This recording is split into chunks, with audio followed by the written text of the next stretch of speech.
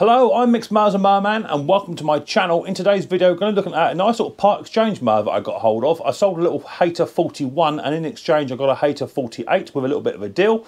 The gentleman said that the lawnmower used to run last year, it hasn't run this year, and when it did run, it would only run on idle only. It's the Intech engine on the Hayter 48 overhead valve, a nice little engine, and he said the drive all worked and what have you. So I was a bit dubious at first because it is a part exchange, but if you don't take the risk, then you never know.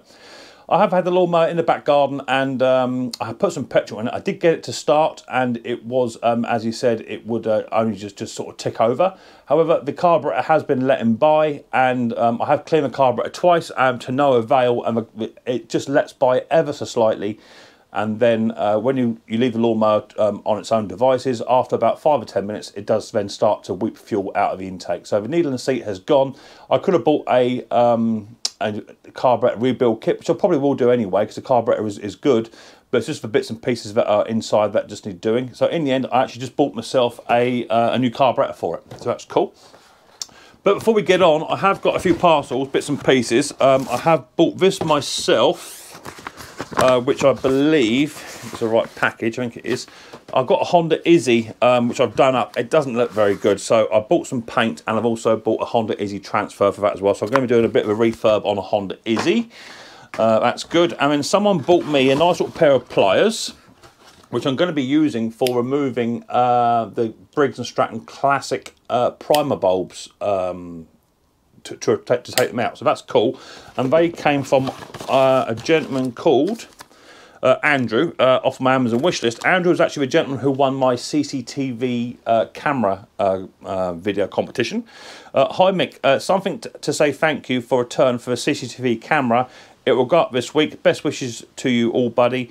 Hope Riley Boy loves his start of his new big school. Enjoying the videos, from Andrew. So cheers, Andrew Boy. Much appreciated, mate. You didn't have to do that, but he said he wanted to, so I wanted a pair of pliers. As I say, these will help to remove the primer bulbs rather than using 2 screwdrivers. So that's the idea of that. We'll have a little go at that a bit later on in another video.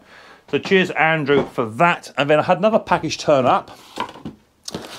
This is not off the Amazon wish list. It's just a friend of mine sent me some bits, and they sent me 4 Z-bend lawnmower cable ends. And also sent me a bottle of Gator Oil's SEA 30 4-stroke engine oil, and that is from my very good friend Top Conker. He gave me those bits for helping repair his lawnmower. He didn't have to do that, he did it off his own back. I didn't even know they were coming. So thank you very much to my good friend Top Conker. So that's cool. Moving back onto the Hayter 48 lawnmower, I have purchased two items. One I shall show you very shortly. And the other one is a genuine OEM carburetor for the Hayter 48 auto choke.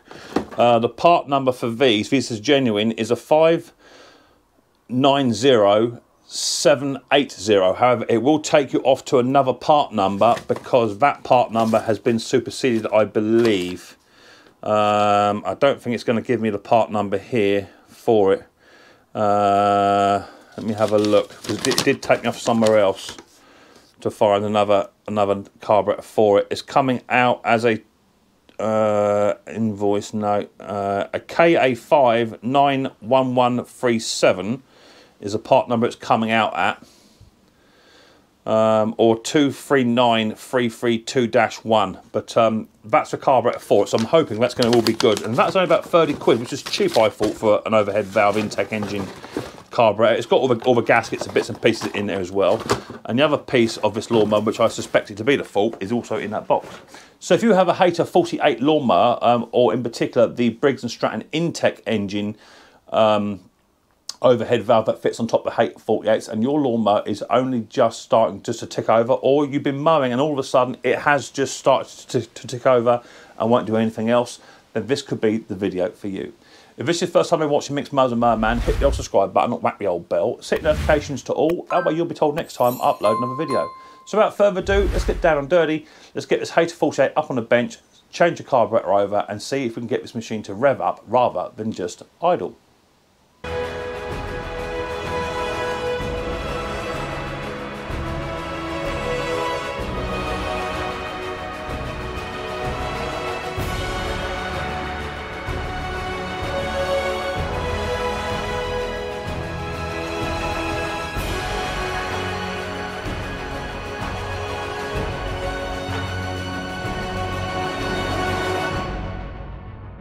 Okay, so it's not actually a Hayter 48, it's actually a Hayter 56.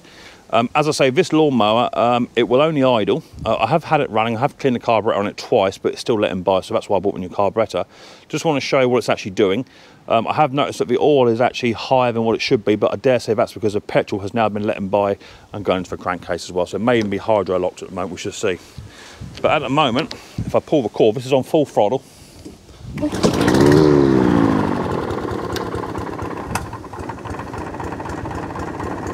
And as you can hear, all the engine is doing is just idling. That's it, it won't do anything else other than that. So if your lawnmower's just started doing this, you're out mowing, say, and all of a sudden it starts to do that, then let me show you how to fix that very, very quickly. And also then change the carburetor, and hopefully we can get this machine up and running as it should do. Okay, Hayter 56 now up on the bench, and as I say, this is actually letting by this little carb. He says we've got a bit of residue coming off of here, it is letting by. A new needle and seat will be put on this machine. It has been used commercially. There is like some kind of postcode or marker code on here, which is no drama. It's been serviced by a local company near me, which is cool. But first thing I want to do is want to inspect the reason why this machine is not actually revving. And then I want to change the carburetor over very, very quickly, because I have got a brand new carburetor. As I say, £30 for a brand new genuine Briggs & Stratton carburetor. You can't go wrong with that. That's cheap, I think. Remove the air filter, remove air filter box cover, and you've got a couple of 8mm nuts and bolts here to remove. Get me impact, and all we're going to do is going to impact those bolts on. 1, 2, and also remove the throttle as well. That's an 8mm as well. So get rid of those 3 bits, put them to one side in a magnet tray or a little tiny Chinese tub, whatever it is you've got to hand. Easy enough. Then remove the throttle cable. Be a bit trickier because it's actually held at the top end of this mower, but we should be able to get around it without damaging. There it goes. So move the throttle cable out of the way. Then we can now remove the blower box itself. That now comes off. Easy peasy. Put that to one side. Okay, so straight away I can see why this machine's actually failed, and it is actually a really, really common problem. Just on the front here is a little tiny guard, and what generally happens is the gentlemen that use machines, they tend to mow into bushes, and there's evidence of that inside here, twigs and bits and pieces. So what generally happens is they mow inside a bush or a hedge to get underneath, and there's a spring that goes from here to here, and that's actually missing. And in fact, there's a little tiny piece of spring just there. So what happened is, I dare say if I looked a bit harder, I'll probably actually find the spring, but the spring is actually missing from the top of the throttle plate, and it goes onto here, and then on the other side, on this throttle, there's a little tiny hole just down on this butterfly just here. But of course, I'm trying to get the to open up. It's just down in there. There's a little tiny hole just down in there where it goes. So it goes from there across onto that throttle. So as it happens, I sort of preempted that as well. I do carry these in stock, and I do actually have a spare spring for it, and the part number you're looking for. Now these aren't cheap in all things comparison. The part number is a 796483. They're about 7 or 8 quid. They do vary in prices depending on where you get them from. But as I say, that's all it is that will stop your day. A little tiny spring that looks a little bit like that. That £7 spring will ruin your day. Okay, and as I say, all that does, it literally just hooks onto the back of the throttle arm just here, and then goes onto this end arm, and that will then counteract your revs. So what I'm going to do before we fit that is, because this carburetor is letting by, as I say, I'm going to turn the fuel off. I'm now going to remove this carburetor, because I've got a brand new carb for it. So I'm just going to put 2 little tiny 8mm bolts on the back, a socket on the back, and just impact those off. One in there, and one just sneaks down on the side here, like so. That will then take off the carburetor bolts itself. There's one. There's a second. As I say, I won't throw this carb. I don't throw any carbs really. What I will do, I'll get a rebuild kit for this, because these generally go for around about 50 odd pounds, these carbs, but I was lucky enough to find one quite cheap, so I was lucky in that respect. And I should just rebuild the carburetor at a later date. So this lawnmower doesn't stand me in a lot because I got it as a part exchange, and the lawnmower I sold the gentleman, I didn't spend a lot on either. So we're in it to win it. So we'll move that little tiny throttle control panel, and now you just want to literally manoeuvre this carburetor off. So tip it forwards back that way first to remove it off of the governor arm, and then tip it the same way again to remove it off of the auto choke, and then that way that will then remove your carburetor. All looks good. And then I've got my new donor carburetor here, which is a brand spanking new and a genuine, and it does also come with said gaskets, I believe. Yeah. Let me get all the bits out here. So here's your gaskets it needs. It comes with 2 gaskets, and also comes with a little tiny O-ring as well, which you need that. And this actually hasn't got the O-ring on it. That O-ring wants to sit up in there. So that O-ring's actually missing, so it could have been sucking too much air in anyway. Okay. So that wants to sit into there. And we've got a little tiny gasket here to put on, which is the one that's on the front. It goes that way around. That sits on there. And you've got a gasket on the back here. That doesn't matter which way that goes, but you tend to have the flat bit at the bottom. That'll go onto there like that, and then the control panel will then sit on the back edge of that like so. Okay, so it's missing 1 or 2 gaskets on here already, so it might have been sucking too much air in anyway, as I say. So with that O-ring in place here as well, that will definitely help loads. So someone's definitely been in before and removed the O-ring. So that's an obvious sign. And all we want to do now is just hook up the automatic choke, hook that up, put that in place, and then hook up the governor arm, put that into place, and just lay that into place just like so. And then we can then start to put this back together. So we want a control panel, and we also want the little tiny gasket to go on, which will go on like so. And then we want a little tiny 8mm bolts that I've put to one side. And these aren't like the Hondas, so you can literally feed the bolt in, get your gasket, put that on. Don't tear it, Mick. Gently, gently, that goes onto place. Get your control panel.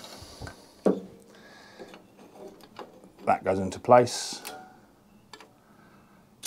That all sits in there nice, and then we can then offer that up to the engine, and then just gently nick up those with an impact. That's one. Don't go mad because you want to make sure it all goes down even. So now we have the O-ring in place as well. That will seal it. Impact that on. Impact that on. So that's now all in place, and what's left to do now is to hook up that little tiny spring I mentioned about a bit earlier. Let me just zoom in a bit more so you can see where it goes, and then we can go from there.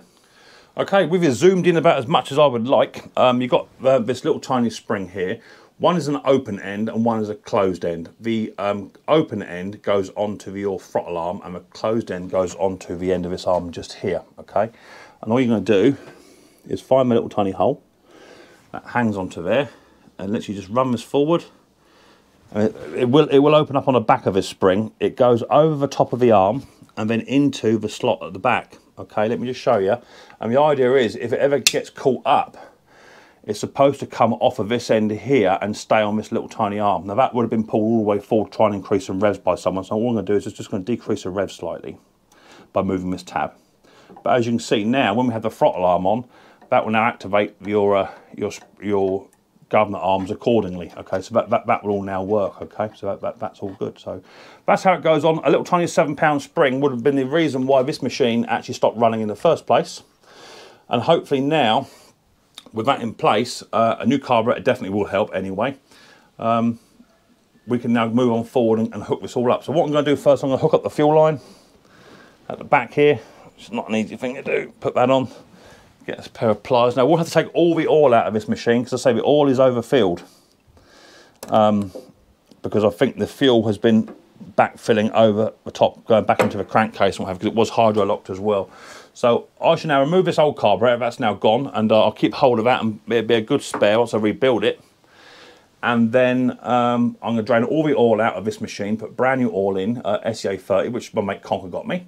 Once the oil's been filled up, I'm then going to remove the pull cord assembly up the top here as well, because the pull cord is just a little tiny bit sticky. Just 3 bolts, 10 mils, undo those. Bit of a clean, bit of a tidy up, and a bit of an oil, just to make sure that that's running fine. And then this machine should then be pretty much done. So I'll catch you guys back once I've done a few bits and pieces, and I'll see you in a minute. Okay, so I thought I had a brand new blade for this, but actually I had a Hayter 48 blade, not 56, but I have now just ground the old blade back to where it should be. It wasn't a bit of a mess, to be fair, and took quite a bit of grinding off, but it's now much, much better, so that's cool. So the blade's been done. There's no issues underneath the tool, so let me refit the blade back on. Make sure that your washer goes on the right way around, and also your friction disc also, otherwise you'll be having problems a bit later on. So make sure that that's all correct, and then push that back up, do that up with a 14mm. Make sure it's nice and tight, and make sure that your HT lead has been removed before you do so. And then once that's done, I'll come back to you for the next step. Okay, whilst I'm just waiting for the oil to fill up, I have drained all the oil out. I think there was a bit of petrol in there, so I want to make sure I've got all of that out. I'm going to just go put the airbox back on. Don't forget you've got this little tiny gasket here to go on as well, which goes on like so. There's a little tiny hole just here, and that just corresponds to here as well. So make sure that goes on. So you're going to get your airbox and your 2 bolts. Put your bolts into your airbox first. Then get your gasket and then line that up on the back of the 2 bolts, okay? That just makes it a bit easier.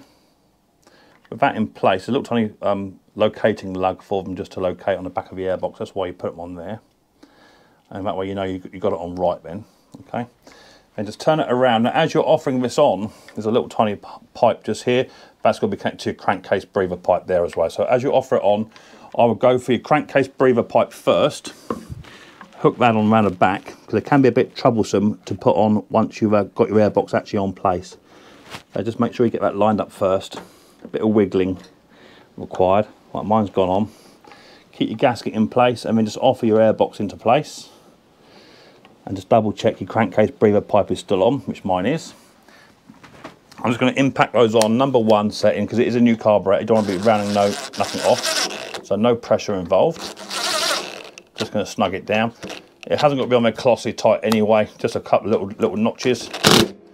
We'll see that in place, like so. And then we can then bring our throttle cable round, which was hiding around the other side here. We can now hook that up into the small hole, like so. And then grab your throttle connector. I can see where it's nice and shiny here, so that's where it used to belong. So that's where I'm going to put it for now. And then we can adjust it accordingly if it requires it. So it wants to go around about there, I'd say. But we shall see. It might not go a bit more yet. We shall see. That's all dependent on how the lawnmower actually runs. But that's where it was. So that's where we're going to have it for now. And it won't take anything just to undo that and just adjust the cable later on. But as you can see, I've got free flow there on the carburetor, so that's good. We're now going to grab the air filter. I don't have a new air filter for this yet, but I shall be ordering one up. I didn't want to invest too much in a machine that potentially it could have been a broken machine. So never spend too much money initially. But we'll have a new air filter if the machine decides it wants to run and do what it wants to do and drive and all that sort of good stuff. A bit of dirt inside that airbox. And have that out. We don't know no foreign bodies going to that nice brand new carburetor we just installed. So the airbox goes on. Just tuck it over the back first. Give it a tap. Push that down, and it will locate itself. So we've now got the spring in place. New carburetor fitted, which it didn't need. I could have just rebuilt it, but I can rebuild mine at a later date. That's no drama. That's all on. Just got to double check the oil, and then all I want to do then is just remove the pull cord assembly. And just give it a bit of a happy birthday, because it's just a little bit slow to recall, so I guess there's a bit of dirt in there as well. So let me get it all double topped up, make sure it's right, and then I'll come back to you very, very shortly. Okay, so with the oil now exactly where it should be, absolutely on the money where it should be, the right level, that's going to help the machine no end. Having it too full is never a good thing. So now I'm going to try and remove the 10 mils off of the top of the recoil. Now sometimes they stick on. Hopefully these aren't, oh, these are loose. Are they loose? Oh no, they're 8 mils, Mick. Hopefully they're not stuck on, because if the pins that hold the hole together are stuck on, it can be quite a pickle to get them off. So that one's not. That's nice. You need to go a bit careful with these, because the threads are really, really fine and soft, and sometimes they do tend to round off, especially when you impact them on too much. But mine have come off. That's good. I have had loads of these that they don't like coming off. I wouldn't recommend impacting those back on. And just literally just lift the recoil up. As I say, it's just very, very slow. You can see how slow that is just to go back. I dare say the recoil pull cord itself is quite an age. And actually, I'm going to replace that, because it's actually quite worn at this end. So all I'm going to do is just going to grab a I don't know, a set of forceps or something. Just going to ram them inside there just to stop it from spinning back. And then I'll grab my Nipex pliers, which I have absolutely no idea where they are. Oh, there we are. I'm going to cut myself a new bit of pull cord. So cut it off there, take it out the recoil assembly, and take it out the top of the arms. And that's roughly how much pull cord you're going to need. Let me put those those bits and pieces back out the way so I know where they are for later. I'll go into my pull cord drawer, just below my hammers, and I want to select a decent pull cord, and we're going to go for this one here, which is going to be, what's that, 3 mil? Something like 3.5, 3.5. And all I'm going to do is just literally going to marry up the two of what we need, roughly, and then cut the new one off. I'll go about an inch or two longer than what we actually need. Now, I need a lighter, and I have got one, but I don't actually use one anymore because I have stopped smoking. Mrs. P still on it, but I am not. So away from the fuel, Mick. That might be handy. So all we're going to do is I'm going to thread this new pull cord through the hole, so it comes out this other side here. It's normally easy to go around it from the other way, Mick, but we're going to persevere with it this way. There's the hole in there somewhere. Here it is. Feed that through and tie a knot in there. Any granny knot will do. That's good. Go to the other end of a pull cord, and then on this end here you need to retrieve this this from here. Now, as you can see, there's right inside there, someone's done a right number on that. You should always try and leave a little tiny bit of a tail on the pull cord, so that the next person to come in to do the pull cord can grab hold of it with something. So what I tend to use is like a pick, and try and get right down inside there and fish it out. But someone's done a right number on that, and they haven't left me a lot of room for manoeuvre. So I've got a tiny square one here. Maybe that'll help me get in there with that. I haven't left a lot of room, as I say, which is not very nice of them. I'm going to struggle to even get hold of that. It's right down inside there too. Can't get hold of it. So give me a second just to fish this out of there. Without fishing that out, I've got no hope. But someone has, as I say, not left me no room to get hold of it. But I will do. I will win. I don't give up. So 2 seconds, back in 2 ticks. So a little pair of forceps actually got it out in the end, because someone left no tail, you see. If you leave a tail on there, it makes it easier for the next person. So that bit of pull cord can now be disposed of. I do try and keep my old bits of pull cord, because it's always handy just to tying stuff down the bits and bobs. So now I get my other bit of pull cord. I'm just going to light the end of that just to burn it off. Make it into a point, mind your fingers.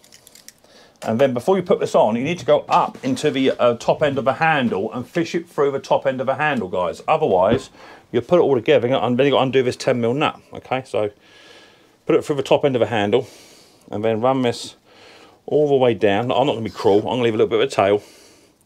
Doesn't need a lot. Just want about an inch. An inch will do you. Leave an inch for the next guy just to grab hold of it. Just to literally repair along those pliers, he can get hold of that. And now, untangle it, Push that back up there. And now what I'm going to do is going to grab myself a little bit of spray of some description, some kind of cleaning spray, penetrating lube. What have I got here? SAS Universal Maintenance Lube. Penetrates, lubricates, silicone free. That'll do us. So, a little bit of that, and there's some dirt in there already. I can see the dirt trying to escape. Just a general tidy up, general clean. Just helps just to try and get in all the nooks and crannies where all the dirt has been before. Just clean it out. And you'll see instantly by doing that, the spring will want to jump back. So give it a couple of pulls. Look, see how much quicker that is already? So take it all the way back. Put it all the way back. See how it's trying to slow down just there? See that? So just keep working it. It will pick it up. And now you'll see you've got a fully functioning pull cord. I like to compress that off again and give it another good cleaning lube up. And I'll refit that, screw it down, and that'll be that bit done. Okay, with the new pull cord now oiled up, I can now get my little tiny ratchet and undo that. Do it up, Mick. Doesn't always help you do that. And all I'm going to do is just going to kiss these down with a little tiny ratchet. So if you do them up too tight, all you do is you round the heads off. They really don't need to be that tight at all. Just kiss them down. It would have been nicer if Hayter put a 10mm on there, a bit more meat on the bone. But there you go, you got what you got, and that's the end of it. So nick them up. That's done. So far we've done new carburetor swap. We've done make sure the O-rings and gaskets are all in place as they should be. We've also done throttle cable's been adjusted, the spring's been put back on, new pull cord been fitted as well, so we're getting there. Blade sharpener and balance as well, that's all good. So now it's left to do all change as well. All it's left to do now is turn the fuel on. I expect no fuel leaks coming from this carburetor because it is a brand new carby. A bit of a clean down, a bit of a tidy up, and then we'll go outside and see if this little Hayter 56, which came as a part exchange, now will run, do what it should do, and drive more importantly. And if it does, then we're quids in. We've done a good little trade here. The gentleman was under the opinion that the machine may be no good. It might have done a few hours looking at the front wheels, the wheels look a bit bald, but do you know what? It could do someone for a nice little cheap mower for the next season or this season, just to work through. And they got themselves a nice little Hayter 56, which has got plenty of grunt. So let me finish tidying it off and I'll come back to you in 2 ticks. Okay, Hayter 56 now all done. We've got a new spark plug, blade sharp and balance, all changed. Pull cord has been renewed. New carburetor, new spring on the throttle, which I think is a main issue why it came to me in the first place. Bearing in mind this machine's not been run for about a year, not properly. But a bit of a tidy up, bit of a clean. I found a Hayter badge for the front as well, just put some Aerodite on that just to stick that down. A little bit of a lacquer, just to bring the appearance up. The commercial guys do like these machines. They're not brilliant in the wet, I must admit, not compared to the Honda. But do you know what, for what it is, it doesn't look like a bad little machine, does it, eh? Not for a little part exchanger, but hopefully we've done enough now to warrant the machine to run, and hopefully a bit of a resale, because it is coming towards the end of the season now, so I'm not expecting it to sell this year, but if it runs, the fuel will be drained out and it'll be good to go for next year. There's enough fuel in there for task. All the height control works. I don't know if the drive works yet. I haven't even tested that, but he did say it did. But then I have come across some customers before that do say things like that, and it doesn't. So, throttle cable all now works as it should do as well, which is good. So put onto full revs, pull the dead man in, and we'll go for a run. Bearing in mind this may smoke a bit because it did actually was letting by, so maybe some fuel and oil mixture and what have you. But we'll see how it settles down, and then we'll go from there. It's not hydro lock, which is nice, and the pull cord, as you can see, is already starting to go back as it should do. So let's give it a pull, we'll see what happens.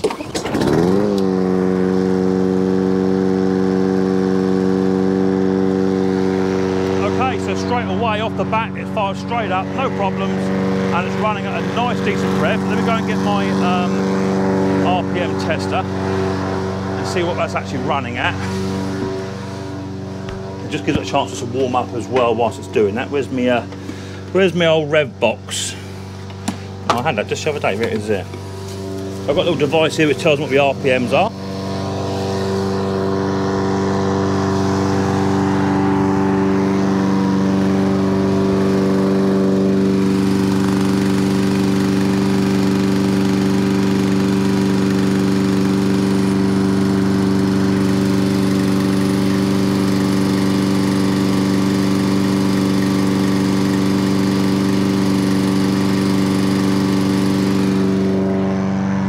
So it's coming about 29,000. 29, which isn't far off. The engine sounds good as well.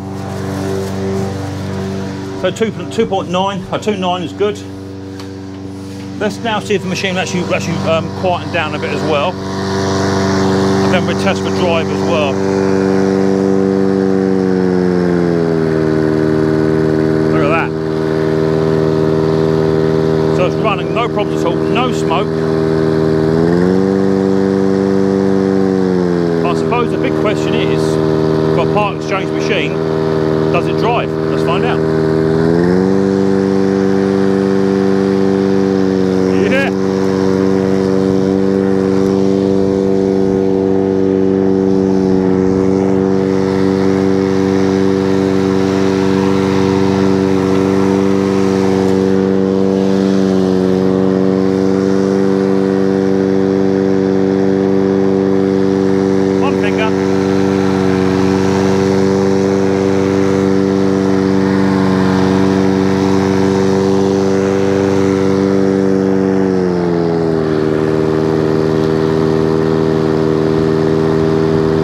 Could do just have a little bit more on the idle, just a little bit less, just to bring it down a touch, but that's not essential.